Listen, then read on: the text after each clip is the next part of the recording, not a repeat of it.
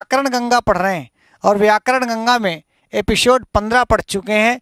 16वें episode में हम लोग आज पढ़ेंगे कारक विभक्तियाँ। देखिए, कारक 6 होते हैं। हर कारक की कोई ना कोई विभक्ति होती है। जैसे प्रथमा विभक्ति है, द्वितीया विभक्ति है, तृतीया यह विभक्ति है। ऐसे चतुर्थी विभक्ति, पंचमी विभक्ति, षष्ठी विभक्ति, सप्तमी विभक्ति, 7 विभक्तियां हैं। संबोधन प्रथमा विभक्ति के अंतर्गत आता है। और कर्ता, कर्म, करण, संप्रदान, अपादान और अधिकरण ये कारक हैं। अब कारक 6 हैं और विभक्तियां 7 हैं। तो प्रत्येक कारक की अपनी अपनी विभक्तियां हैं। हम संबंध को कारक नहीं मानते, क्योंकि कारक वो है जिसका क्रिया से सीधा संबंध हो। तो कहा है ना, क्रियान्वयित्वम कारकत्वम, क्रिया से जिसका सीधा संबंध हो वो कारक है। इसलिए कर्ता कारक है, कर्म कारक है, करण कारक है, संप्रदान कारक है, अपादान कारक है और अधिकरण कारक है, यानी संबंध कारक नहीं है। तो आइए, किस कारक की क्या विभक्ति होती है। जैसे कर्ता कारक है तो कर्तृ करणयोश तृतीया से कर्ता और कर्ण दोनों कारकों की तृतीया विभक्ति होगी। और जब कर्ता अनुक्त होगा तभी तृतीया होगी, कर्ण अनुक्त होगा तो तृतीया विभक्ति होगी। ऐसे संप्रदान की चतुर्थी विभक्ति है, अपादान कारक में पंचमी विभक्ति होगी और अधिकरण कारक में सप्तमी विभक्ति होगी। तो इस वीडियो में हम लोग ये समझेंगे व्याकरण गंगा के एपिसोड नंबर 16वें में कि किस कारक की कौन सी विभक्ति होगी। तो देखिए, इधर वाले कॉलम में कारक लिखा है, इसमें उसकी विभक्तियां लिखी हैं और किस सूत्र से विभक्ति होगी यह सूत्र लिखा गया है।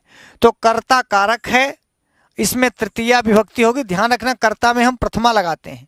तो जिस कर्ता में आप प्रथमा विभक्ति लगाते हैं, जैसे रामा विद्यालयम गच्छति करते हैं तो रामा में प्रथमा लगाते हैं, वो रामा अनुक्त कर्ता नहीं है, उक्त कर्ता में प्रथमा हुई है। ध्यान रखिएगा, कर्ता जब भी अनुक्त होगा तो कर्ता की विभक्ति तृतीया ही होगी। यानी आप ऐसा कह लें कि जो कर्मवाच्य आप बनाते हैं तो कर्मवाच्य में कर्ता तृतीया में लगाते हैं ना। कर्मवाच्य जब बनाते हैं तो कर्ता में तृतीया विभक्ति लगाते हैं ना। बालकेन विद्यालय गम्यते करते हैं तो बालकेन में तृतीया लगाया आपने, वही कर्ता की तृतीया विभक्ति है।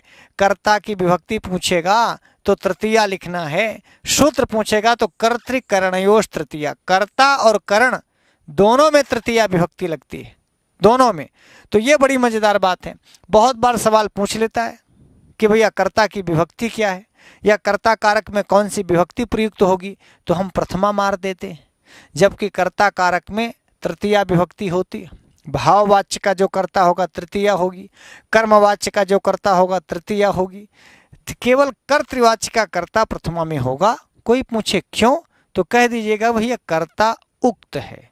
जब भी कर्ता उक्त, अब उक्त अनुक्त बाद में बताऊंगा आपको, कर्ता उक्त होगा तो प्रथमा और नहीं तो सब जगह कर्ता की विभक्ति तृतीया।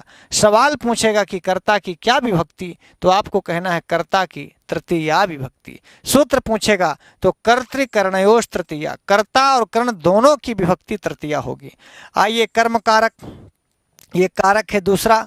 पहला कर्ता कारक, दूसरा कर्म कारक, तीसरा कर्ण कारक, चौथा संप्रदान कारक। कर्म कारक की द्वितीया विभक्ति, कोई सूत्र पूछे तो कर्मणि द्वितीया। पूछे भैया कर्म कारक की विभक्ति क्या है, द्वितीया विभक्ति। किस सूत्र से द्वितीया होगी, कर्मणि द्वितीया से द्वितीया विभक्ति होगी। तो कर्मणि द्वितीया तो जब हम आप कारक पढ़ाएंगे तब चर्चा करेंगे। अभी सिर्फ हम लोग इस वीडियो में ये पढ़ेंगे कि किस कारक की कौन सी विभक्ति होगी।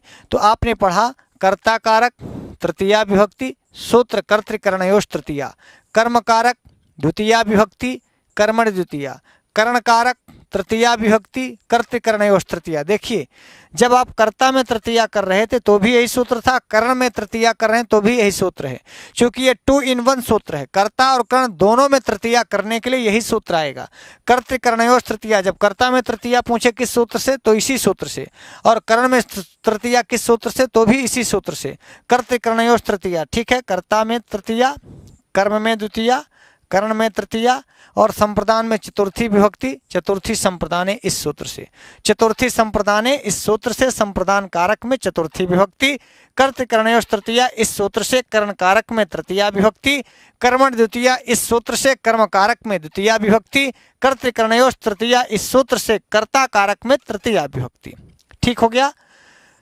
मित्रों, हम आपको ये बता दें कि चाहे आप जूनियर पढ़ते हो, चाहे आप यूपी टेट के लिए तैयारी कर रहे हो, चाहे सुपर टेट की तैयारी कर रहे हो, चाहे सी टेट की तैयारी कर रहे हो, अथवा TGT, PGT, UGC, net, JRF, कुछ भी, ये जो सुबह 8 बजे और शाम को 8 बजे लाइव कक्षाएं आपको प्रीमियर कक्षाएं मिलती हैं, इनको देखना कभी मत भूलिए। ये आपके लिए, सभी परीक्षाओं के लिए ऐसी चीज़ें मैं आपको आकर के बताता हूं जो लगभग सभी परीक्षाओं में पूछा जाएगा। अभी निकट भविष्य में कोई भी एग्जाम आपके सामने हो, टेट का कोई भी टेट हो, सुपर टेट हो, यूपी टेट हो, टीजीटी हो, पीजीटी हो, यूजीसी हो, हायर तक, आप सुबह 8 बजे और शाम को 8 बजे वाली वीडियो जरूर देखिए। 5-10 मिनट की वीडियो होती है, उस 10-15 मिनट में ही आपको इतना ज्ञान मिलेगा जो आपको हर परीक्षा में बहुत सम्मान दिलाएगा। ज्ञान से ही सम्मान मिलता है, उसी से आपका मान बढ़ता है। तो देख लेना, कर्ता की तृतीया विभक्ति, कर्म की द्वितीया विभक्ति, करण की तृतीया विभक्ति और संप्रदान की चतुर्थी विभक्ति, संप्रदान में चतुर्थी विभक्ति, सब में सूत्र भी लिखा है। अब आइए, अपादान बचा। अपादान में पंचमी विभक्ति, अपादान कारक है। अपादान कारक में पूछे कौन विभक्ति, तो पंचमी विभक्ति। अब पूछ लेगा किस सूत्र से, तो अपादान पंचमी से। एकदम परीक्षा के लिए रामबाण है, परीक्षा के लिए रामबाण है, मैं कह रहा हूं। पूछ लेगा कि अपादान पंचमी से कौन विभक्ति, तो पंचमी लिखा है। या ये बहुत पूछता है कि अपादान कारक में कौन सी विभक्ति प्रयुक्त होगी, तो अपादान कारक में हमेशा पंचमी विभक्ति ही लगेगी। कर्ता में प्रथमा, नहीं नहीं नहीं नहीं नहीं नहीं नहीं, कभी भूलना मत, कर्ता में प्रथमा, कर्ता में तृतीया, कर्म में द्वितीया, करण में फिर तृतीया। यानी कर्ता और करण की एक विभक्ति है, कर्ता और करण की सेम विभक्ति है। कर्ता में तृतीया, करण में तृतीया, कर्म में द्वितीया, संप्रदान में चतुर्थी, अपादान में पंचमी। अच्छा, संबंध हमारे यहाँ जिसमें षष्ठी होती है वो कारक है ही नहीं, कारक 6 ही होते हैं। कर्ता, कर्म, कर्ण, संप्रदान, अपादान और अधिकरण। संबंध को कारक क्यों नहीं मानते, इसकी चर्चा हम लोग जब कारक पढ़ेंगे तब करेंगे। फिलहाल ये जानिए कि संबंध में षष्ठी तो होती है, संबंध में षष्ठी विभक्ति, शेषे षष्ठी से संबंध में षष्ठी विभक्ति, लेकिन संबंध कारक नहीं है। कर्ता कारक है, कर्म कारक है, करण कारक है, संप्रदान कारक है, अपादान कारक है, अधिकरण कारक है। 6 कारक हैं, 7 विभक्तियां हैं। ऐसी अधिकरण कारक सप्तमी विभक्ति, सूत्र है सप्तम्यधिकरणे चा। तो अधिकरण कारक में सप्तमी विभक्ति होगी सप्तम्यधिकरणे चा से। पूछ लेगा सवाल अधिकरण कारक में कौन सी विभक्ति, तो उत्तर लिखेंगे सप्तमी विभक्ति। पूछ लेगा अधिकरण कारक में किस सूत्र से सप्तमी विभक्ति, तो सप्तम्यधिकरणे चा सूत्र से सप्तमी विभक्ति। और संबोधन में सर्व जगह प्रथमा होगी संबोधने चा सूत्र से। संबोधन में हमेशा प्रथमा होगी किस सूत्र से, संबोधने चा से, संबोधने चा। अब देखिए, इसको आप कभी मत भूलिएगा। अब ये देखिए, 2 चीजें हमने यहां बता दिया, ये कारक नहीं है, संबंध कारक नहीं है, लेकिन संबंध में विभक्ति पूछे तो षष्ठी लिखना है और सूत्र पूछे तो षष्ठी शेष से लिखना है। ऐसे ही प्रातिपदिकार्थ में प्रथमा होगी, प्रातिपदिकार्थ लिंग परिमाण वचन मात्रे प्रथमा से। तो अब आप देखिए, पूछ लेगा सवाल प्रातिपदिकार्थ में का विभक्ति, प्रातिपदिकार्थे का विभक्ति, प्रथमा विभक्ति, केन सूत्रेण, तो प्रातिपदिकार्थ लिंग परिमाण वचन मात्रे प्रथमा इति सूत्रेण। तो प्रातिपदिकार्थ लिंग परिमाण वचन मात्रे प्रथमा इति सूत्रेण प्रातिपदिकार्थे प्रथमा, षष्ठी शेषे इति सूत्रेण संबंधे षष्ठी। किंतु षष्ठी कारक की विभक्ति नहीं है, षष्ठी संबंध की विभक्ति तो है। बार बार बता रहा हूं, पूछेगा संबंध में कौन विभक्ति, तो लिखना षष्ठी। किस सूत्र से, षष्ठी शेषे से। अब एक विशेष बात है, यही उक्त कारक में प्रथमा विभक्ति तथा अनुक्त कारकों में उपर्युक्त विभक्तियां होंगी। अनुक्त कारक माने जब अनुक्त कर्ता होगा तो तृतीया विभक्ति, अनुक्त कर्म होगा तो द्वितीया विभक्ति, अनुक्त करण होगा तो तृतीया विभक्ति, अनुक्त संप्रदान होगा तो चतुर्थी विभक्ति, अनुक्त अपादान होगा तो पंचमी विभक्ति। और अनुक्त संबंध नहीं कहना, क्योंकि संबंध कारक नहीं है। संबंध मात्र में षष्ठी होगी, लेकिन संबंध इज नॉट कारक, अधिकरण इज कारक। अधिकरण तो अनुक्त, अधिकरण कारक यदि अनुक्त होगा तो सप्तमी विभक्ति। और सबका सूत्र है। अब रही बात, प्रातिपदिकार्थ बचा, संबोधन बचा और संबंध बचा। तो देखिए, तीनों को उन्होंने बता दिया। संबोधन यहां बता दिया कि संबोधन में प्रथमा होगी। भैया संबोधन में प्रथमा होगी संबोधने चा से, ये बता दिया। और संबंध में षष्ठी होगी, संबंध में षष्ठी होगी षष्ठी से। और प्रातिपदिकार्थ में प्रथमा होगी, प्रातिपदिकार्थ लिंग परिमाण वचन मात्रे प्रथमा से। तो उक्त कारकों में प्रथमा कोई भी उक्त होगा, कर्ता उक्त हो जाए प्रथमा, कर्म उक्त हो जाए तो प्रथमा, करण उक्त हो जाए तो प्रथमा, संप्रदान उक्त हो जाए तो अब उक्त अनुक्त अभी नहीं बताऊंगा, उक्त अनुक्त जब कारक पढ़ेंगे तब बताएंगे, ठीक है। तो इतना ही रट लो भैया। और ये देखो लाइव क्लास सुबह 8 बजे और शाम 8 बजे रोज आती है। चाहे आप जूनियर पढ़ते हो, कुछ भी जूनियर में हो, जूनियर एडेड भर्ती का, या टीजीटी पढ़ते हो, पीजीटी पढ़ते हो, यूजीसी पढ़ते हो, यूपी टेट पढ़ते हो, सुपर टेट पढ़ते हो, हाँ एच टेट पढ़ते हो, सी टेट पढ़ते हो, ऐसी संस्कृत है ये जो मैं सुबह 8 और शाम 8 पढ़ाता हूँ। ये सभी टेट का झंडा ऊंचा कर देगी, सब टेट में। तो लाइव क्लास रोज सुबह वाला 8 बजे और शाम को 8 बजे, दोनों टाइम।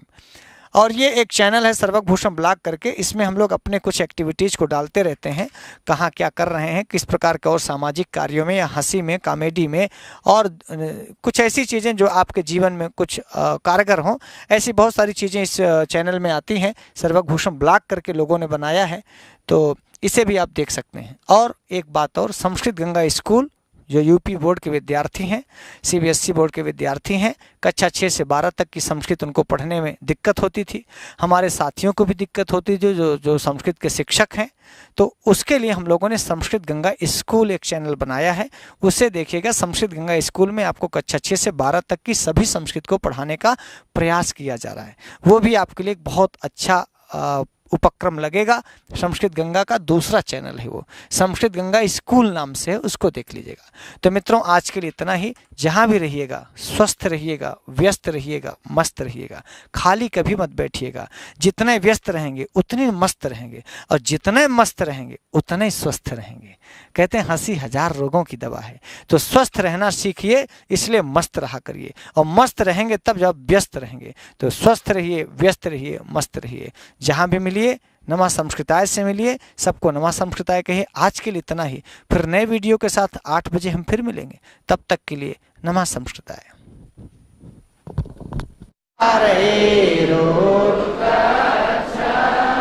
बहुल दहनोद्गार गुरु।